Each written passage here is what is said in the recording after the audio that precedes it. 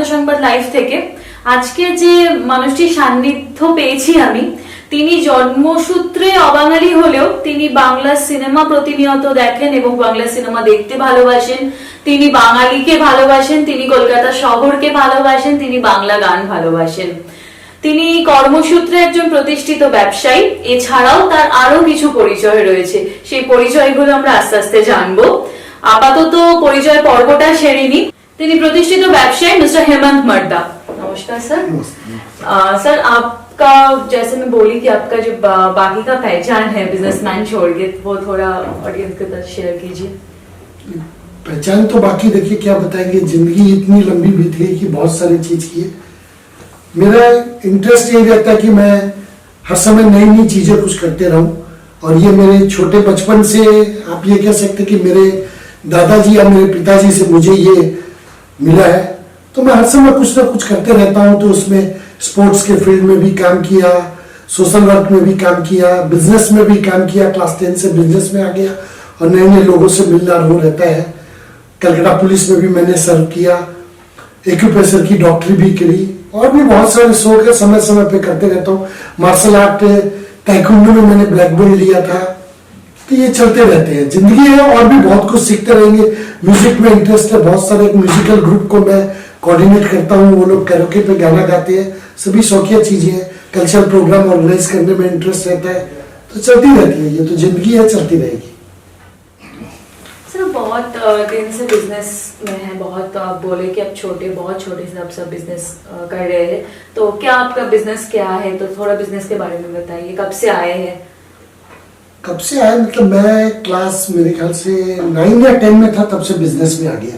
अच्छा। और मुझे शुरू से बहुत शौक था कि लोगों से मिलना, और बिजनेस का बहुत शौक था मुझे। तो फैमिली बिजनेस था, और मैं क्लास 10 के बाद से रेगुलर ऑफिस आने लग गया था। और उस समय बहुत बार ऐसा होता था कि हमारे बिजनेस में मैं फोन में लोगों से बात करता था, लेकिन जब बिजनेस की डील के लिए किसी कंपनी में जाता था, मुझे याद है उस जमाने में मैं HMD कंपनी में गया था, जो कलकत्ता की एक बहुत बड़ी कंपनी है। हमारे साथ बहुत बिजनेस होता था। तो मैं करीब 2 महीने बाद उस कंपनी के MD से मिलने के लिए गया था। तो MD ने मुझे 3 बार देखा और कहा कि आप मिस्टर मर्दा को बुलाइए, जिनके साथ आप मैं बात करता हूँ। तो मैंने कहा मेरे से ही आप बात करते हैं, लेकिन उनको विश्वास नहीं हो रहा था, उनको बहुत मुश्किल से। फिर मुझे याद आया उस समय लैंडलाइन फोन चलते थे। तो मैंने कहा सर आप एक फोन से दूसरे नंबर में मिलाइए, मैं आपसे बात करता हूँ तो आपको विश्वास हो जाएगा। तो ये था। और बिजनेस इसलिए था कि बिजनेस में लोगों से मिलना होता है और घूमने बहुत मिलता था। तो मेरा घूमना भी एक शौक था, तो इसलिए मैं बिजनेस में था, फुल फ्लेजेड बिजनेस में था। इवन बिजनेस के लिए मैंने लेटर ऑन जाके, जो मैं अभी भी रिग्रेट करता हूँ कि मेरा सेंट जेवियर्स कॉलेज में एडमिशन हुआ था, लेकिन कुछ दिनों बाद मैंने सेंट जेवियर्स कॉलेज छोड़ दी और भवानीपुर कॉलेज में चला गया था कि बिजनेस का जेवियर्स में बहुत अटेंडेंस है, बिजनेस का टाइम नहीं मिल पाएगा। तो इस चीज का मुझे आज भी रिग्रेट है कि मैंने जेवियर्स क्यों छोड़ी। लेकिन ठीक है, जेवियर्स छोड़ने के बदले में बहुत कुछ मुझे मिला, और आज भी जेवियर्स के मेरे बहुत दोस्त हैं। तो बहुत कम लोगों को ये पता है कि मैं सेंट जेवियर्स का स्टूडेंट नहीं हूँ। अच्छा सर, एक और कोई क्वेश्चन में जाते हैं। जैसे कि आप बोले कि आप वेस्ट बंगाल पुलिस में भी सर्व किए हैं और आप मेडिकल प्रोफेशन में भी थे, तो मतलब ये दोनों कैसे कनेक्टेड हुआ? नहीं, मेडिकल प्रोफेशन में नहीं था। फिर बात वही घूम के आ जाती कि बहुत सारी चीजें शौक था। कलकत्ता पुलिस में उस समय ऑनररी ऑफिसर्स अपॉइंट होते थे। अच्छा। तो मैंने जाके अपॉइंटमेंट दिया था और मैं कलकत्ता पुलिस में सर्व करता था। 96 तक था। 96 में मैं इंडिया के बाहर चला गया, उस समय मैंने छोड़ दिया था। और मेडिकल में वो एक्यूप्रेशर, एक्यूपंक्चर वगैरह है, उसका मैंने कोर्स किया था 1.5 साल का। मेरे पास डिग्री थी, लेकिन मैं कभी भी अपने नाम के आगे आज के दिन में भी डॉक्टर नहीं लिखता हूँ, ना मैं किसी को बोलता हूँ कि मैं हूँ। क्योंकि किसी को अगर ये बोला जाए कि मैं डॉक्टर हूँ, तो उस आदमी की कुछ ना कुछ बीमारी सामने आ जाती है और वो इलाज कर बोलता है। तो मैं ये बोलता नहीं हूँ किसी को, पर मैंने किया है। ओके सर, आप बहुत दिन से कलाकार अवार्ड के साथ जुड़े हुए हैं, तो कलाकार अवार्ड के बारे में मतलब कैसे क्या होता है, कब से आप स्टार्ट किए, इसके बारे में थोड़ा अगर कुछ शेयर करते हैं। देखिए, कलाकार अवार्ड ईस्टर्न इंडिया का या अभी इंडिया का भी बोल सकते हैं, एक ऐसा अवार्ड फंक्शन है जो कि 28 साल से रेगुलर चल रहा है। बहुत कम अवार्ड फंक्शन है। कलाकार अवार्ड परिवार जो उसमें बहुत सारे लोग जुड़े हुए हैं। अशोक कालनोरिया जो उसके चेयरमैन है, उनकी ये ब्रेन चाइल्ड थी। मैं और अशोक, हम लोग करीब करीब 40-45 साल पुराने दोस्त हैं। और हम लोगों ने उस समय हमारे शौक से अपने अवार्ड फंक्शन शुरू किया था। उसके बाद धीरे धीरे कलाकार अवार्ड शुरू किया, जो कि एक छोटे से मंच में हुआ था और अभी कलकत्ता के सबसे बड़े मंच में होता है और बहुत सारे लोगों से मिलता है। ये कलाकार अवार्ड की कमेटी एक परिवार के जैसे है, सब लोगों से मिलना जुलना और इंटरेस्टिंग है। अभी इस साल भी ये होने वाला है, पिछले दिसंबर में नहीं हो सका पर हम लोगों ने मार्च का प्लान किया है। सर एक एकदम आउट ऑफ ट्रैक क्वेश्चन में जा रहे हैं, जैसे कि आप बोले कि आप पुलिस में सर्व किए, आप मेडिकल प्रोफेशन में थे, आप मार्शल आर्ट में ब्लैक बेल्ट है, तो इसके बाद भी आप बोले कि आप क्लास 10 से बिजनेस में भी फुल फ्लेजेड आ गए थे। इतना टाइम कहाँ मिल जाता था सर? मतलब तब इतने छोटे थे, कभी डर नहीं लगा कि ऐसे हम लोग सोच भी नहीं सकते नॉर्मली? नहीं, डर बोल के तो कोई चीज नहीं है, कभी भी डर बोल के कुछ भी नहीं लगा। और टाइम सिर्फ ये है कि ये सोचता हूँ कि भी हर आदमी के पास 24 घंटा है और 24 घंटे को किस तरीके से यूज किया जाए और अपने शौक की चीज में इफेक्टिवली कैसे यूज किया जाए और मुझे क्या काम करना है। बिजनेस में भी मेरा ये रहता है कि बिजनेस में मुझे क्या करना है, मेरा जॉब क्या है बिजनेस में, उसको मैं पहले डिवोट करता हूँ। मोस्टली 10 से 6 बजे तक मैं ऑफिस के काम में और ऑफिस में बिजी रहता हूँ, उसके बाद मैं अपने शौक पूरे करता हूँ और मेरे पास हर चीज के लिए टाइम है, चाहे फैमिली के लिए हो, चाहे घूमने फिरने हो, चाहे कोई मेरा शौक हो, चाहे कुछ भी हो, टाइम है। टाइम सबके पास 24 घंटे है, आप किस तरीके से यूज करते हो, ये टाइम कैसे यूज करते हैं इसकी ट्रेनिंग मैंने एक संस्था का सदस्य था, इंडियन जूनियर चेंबर बोल के, जहाँ इंडिविजुअल डेवलपमेंट सिखाता है, तो उन्होंने एक कोर्स होता था टाइम मैनेजमेंट। तो मैं बेसिकली बात होते बताता हूँ, मैं ट्रेनर भी हूँ, मैं लोगों को ये बताता हूँ कि time management, public speaking, chairmanship, parliamentary procedure और भी बहुत सारे के तरीके के प्रोग्राम कैसे आपकी लाइफ में कैसे आप अडॉप्ट करें, ये चीजें। तो जैसे कि सर आप अभी बताए कि मैं ट्रेनर हूँ कि टाइम मैनेजमेंट कैसे करते, ये आज के डेट में हम लोगों के जनरेशन का मतलब सबसे बड़ा प्रॉब्लम है। हम लोग करना तो बहुत कुछ चाहते हैं पर टाइम का वही हम लोगों का एक बहाना ढूंढ लिया है हम लोगों ने, टाइम नहीं है। तो थोड़ा अगर कुछ टिप्स दे देते। टाइम नहीं है जो बोलते हैं ना, वो तो किसी चीज को अगर उनको नहीं करना है तो ये बहाना है कि मेरे पास टाइम नहीं है। टाइम नहीं की चीज ये किसी के पास भी नहीं हो सकती है, दुनिया का बड़ा से बड़ा आदमी हो, छोटा से छोटा आदमी हो। और आपको चीज वही कि आपकी प्रायोरिटी होती है कि मुझे क्या करना है। आप टाइम नहीं, जो यंग जनरेशन कहती है डिस्को जाने के लिए टाइम रहता है, दोस्तों से मिलने के लिए टाइम है, व्हाट्सएप चैट के लिए टाइम है, बाहर कॉफी पीने के लिए टाइम है, तो उस टाइम को कीजिए। आपकी स्टडी, यंग जनरेशन अपनी स्टडी के बारे में बिल्कुल जागरूक है, उनको उसके लिए टाइम है। तो उनको जो नहीं करना रहता उसके लिए वो बोलते हैं टाइम नहीं है। बाकी टाइम ये है कि चीज कोई नहीं हो सकता। आपका शौक अगर सोना है तो आप ठीक 3 घंटा निकाल के सोते हो, तो आपके लिए उसके पास टाइम है। तो टाइम नहीं है कि चीज कुछ नहीं होती। Okay sir. सर आप रिसेंटली प्रोड्यूसर भी आप है, मतलब ये प्रोफेशन में भी आप आए हैं कि आप मूवी प्रोड्यूस भी कर रहे हैं, तो उसके बारे में ये कब से शुरू हुआ? इसका भी शौक था क्या पहले से कि या कुछ? ये शौक एक्चुअली अगर मैं बोलूँ तो क्लास 10 में या उसके बाद में शुरू हुआ होगा। मेरे अंकल जो थे और उन्होंने एक राजस्थान में एक पहली मारवाड़ी फिल्म बनाई थी जिसका नाम था रामू चन्ना। अंकल ने प्रोड्यूस की थी। सीरियस उसमें हीरो थे, नीलोफर हीरोइन थी और अनुराधा पौडवाल जी ने और लता मंगेशकर जी ने उस फिल्म में गाना गाए थे। भरत व्यास जी का म्यूजिक था। हमारे चूरू में सिक्कर में हुई थी। तो उस समय से वो फिल्म की शूटिंग देखता था और फिल्म शुरू होती थी, उसके गाने बहुत हुए थे, तो उस समय से थोड़ा थोड़ा शौक हुआ।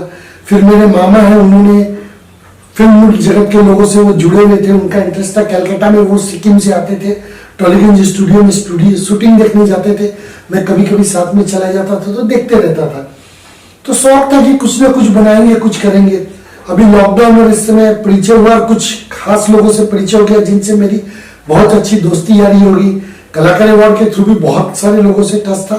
तो शॉर्ट फिल्म में अच्छी लगी, कुछ शॉर्ट फिल्म में मैंने कुछ सर बना ली अलग अलग टॉपिक में, और वो चलता है। और कोई बहुत बड़े रूप में कोई फीचर फिल्म बोल के कुछ नहीं बनाई, लेकिन शॉर्ट फिल्म्स में शौक है, मैं बनाता हूँ। और कुछ अच्छे टॉपिक मिल जाते तो उसके ऊपर बनाता हूँ। I don't go for any controversial topic, I don't go for any political topic, but मिल जाती है तो वो करते हैं। अभी कुछ फिल्म में प्रोड्यूस की है, कुछ और आने वाली है अभी इन दिनों में। सर एक क्वेश्चन है, जैसे कि आपकी मतलब जितना मैं अभी आपसे जितना बात हुआ, जितना मुझे पता चला, जैसे यह बोल जाता है कि एक बच्चा जब जन्म लेता है तो उसका जो लाइफ होता है वो पेज पूरा वाइट पेज रहता है। तो कैसे आप उसको कलर करोगे या कैसे आप लिखोगे वो के हाथ में होता है, और आपने इतने सालों में मतलब एक भी लाइन शायद ब्लैंक नहीं गया, पूरा पेज सक्सेस से भरा हुआ है।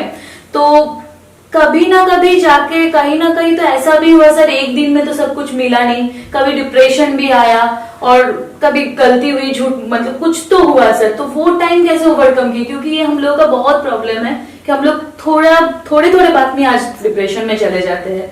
सक्सेस एक बार में नहीं आता है, तो उसमें हम लोग थोड़ा। बिल्कुल सही बात है। लाइफ जो तुमने कहा ना सिर्फ सक्सेस से भरा हुआ है, सक्सेस नहीं है।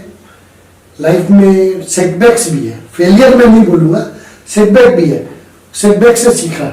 लेकिन आदमी की थिंकिंग जो है पॉजिटिव रहनी चाहिए। और तो आज के दिन में पॉजिटिव वर्ड से आदमी बहुत डरते हैं, बट थिंकिंग पॉजिटिव रहनी चाहिए, तो आप सीखते हैं लाइफ में।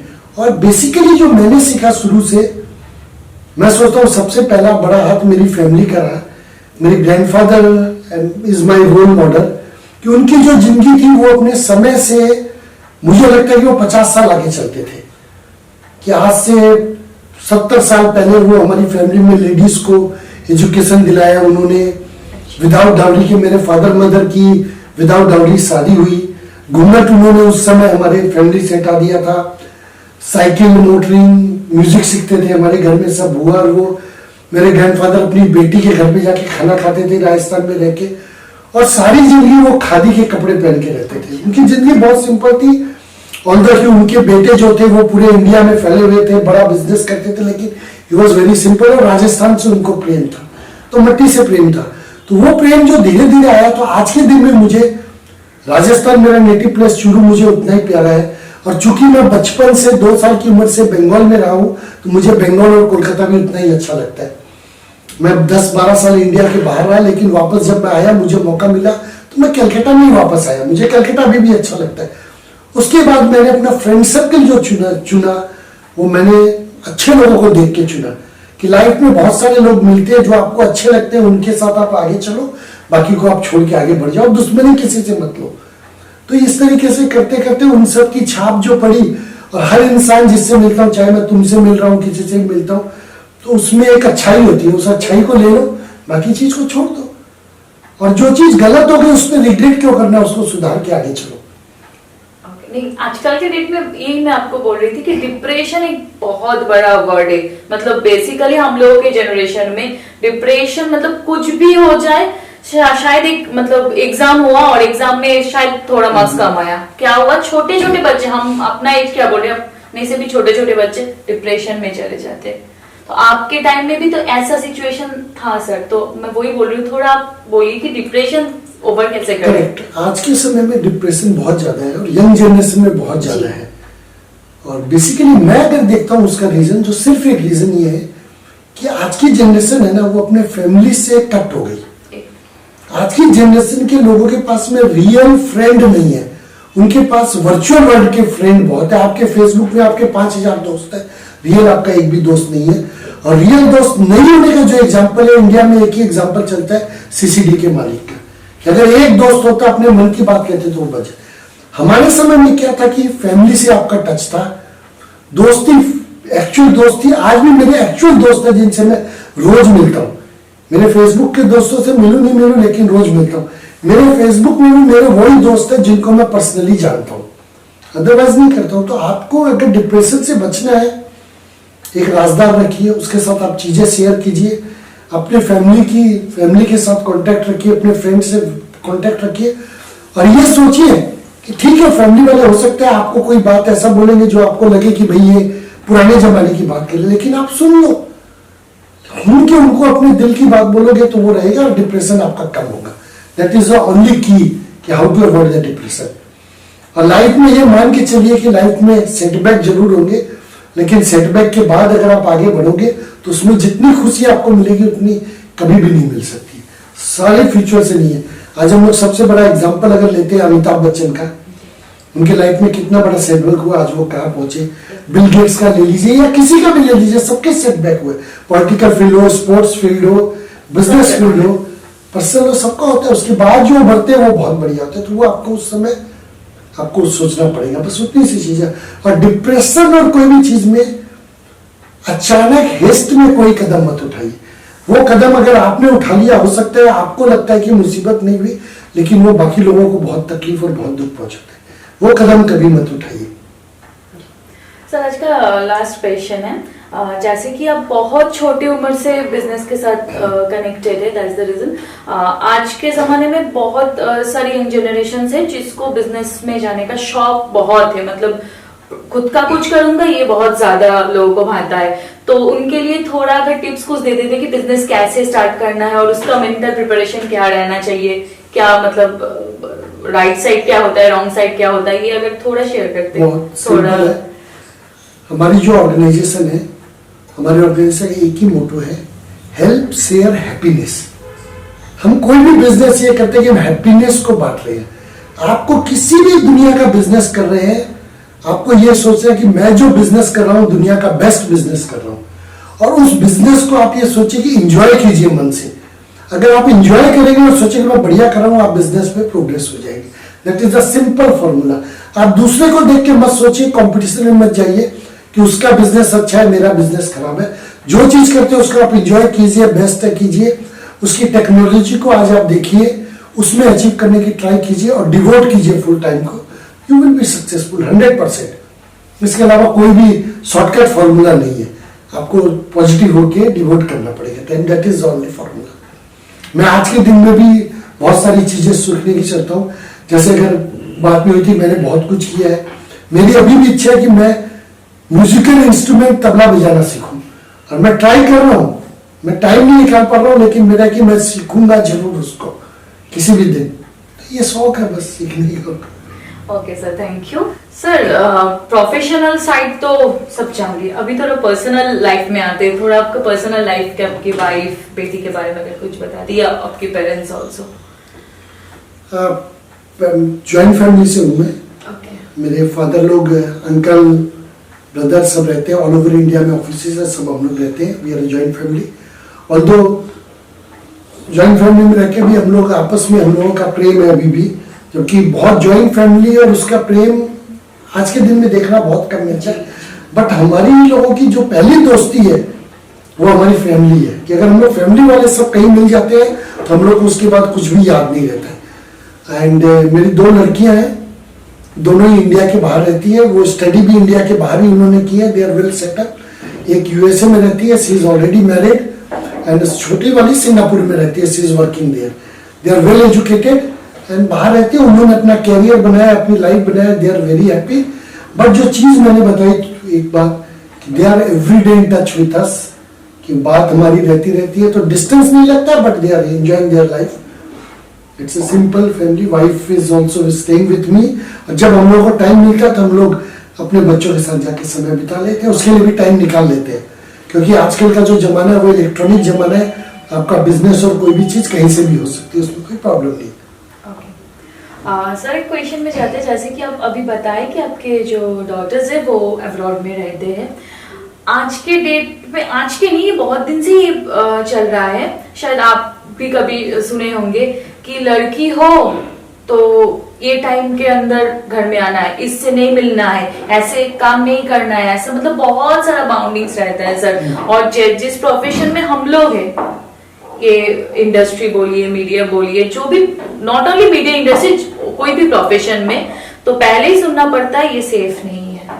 तो अगर पेरेंट्स के लिए आप कुछ बोल देते, क्योंकि नॉर्मल तो हम लोगों के जनरेशन के लिए हमने पूछा ही, अभी थोड़ा अगर पेरेंट्स को भी कुछ बोल देते सर। नहीं, बहुत सिंपल चीज है। ये आपके मन का भ्रम है कि ये चीज सेफ और ये चीज सेफ नहीं है। ये मन में फियर साइको बना हुआ रहता है पेरेंट्स के मन में, और स्पेशली वो लड़कियों को बोलती है। तो लड़की, अगर आप लड़कों को रोक देंगे तो लड़कियों को प्रॉब्लम ही नहीं आएगी। पहली बात तो ये है। तो आप इक्वल रखिए, रूल इक्वल रखिए। सेकेंड, आप लड़कियों को स्ट्रांग बनाइए। उनको ये बताइए कि ये चीज सही नहीं है, ये गलत है, इससे तुमको इस तरीके से प्रोटेक्ट होके रहना है। ये तुम्हारा प्रोटेक्शन है। प्रोफेशन, कोई भी प्रोफेशन खराब नहीं होता है, सब प्रोफेशन अच्छा है। इंसान का परिस्थिति और उस चीजों में कोई भी अगर गलत कदम हो जाता है। खराब बोल के कोई प्रोफेशन नहीं होता है। और पेरेंट्स को ये चाहिए कि वो अपने बच्चों के साथ एक कम्युनिकेशन बना कर रखे। अगर आप बच्चों के साथ ऐसे दोस्त व्यवहार कर रहे हैं तो आपके बच्चे कभी भी किसी भी गलत जगह पे नहीं जाएंगे।